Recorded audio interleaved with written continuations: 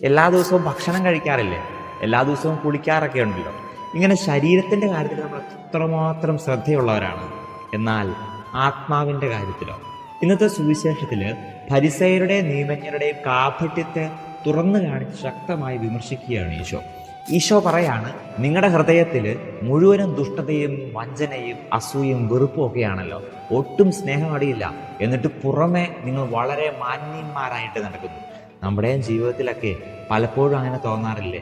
ഈ അകം വിശുദ്ധമാകാതെ, അകം ശുദ്ധമാകാതെ, പുറമേ നമ്മൾ എത്ര ഭക്തിയുള്ളവരായിട്ട് കണ്ടാലും, എത്ര മാന്യന്മാരായിട്ട് നടന്നാലും, ഇതെല്ലാം അറിയുന്നത് ദൈവം നമ്മളെ കാണുന്നുണ്ട് എന്ന് ചിന്തിക്കണം. നമ്മുടെ ആത്മാവിൻ്റെ രക്ഷയ്ക്കായിട്ട് നമ്മൾ എന്ത് ചെയ്യുന്നു? ആത്മീയ വളർച്ചയ്ക്കായിട്ട് നമ്മൾ എന്ത് ചെയ്യുന്നു?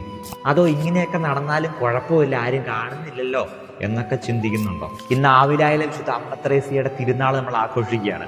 അമ്മ ത്രേസ്യ പറഞ്ഞൊരു കാര്യമുണ്ട്, നമ്മിലേക്ക് തന്നെ, നമ്മുടെ ഉള്ളിലേക്ക് തന്നെ തിരിയാതെ സ്വർഗത്തിൽ പോവാമെന്ന് ചിന്തിക്കുന്നവർ മരമണ്ടന്മാരാണ്.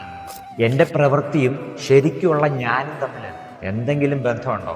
ഞാൻ പറയുന്നതും പുറമേ ചെയ്യുന്നതും കാണിക്കുന്നതും എൻ്റെ ഉള്ളിലുള്ളവയും തമ്മിൽ എന്തെങ്കിലും ബന്ധമുണ്ടോ?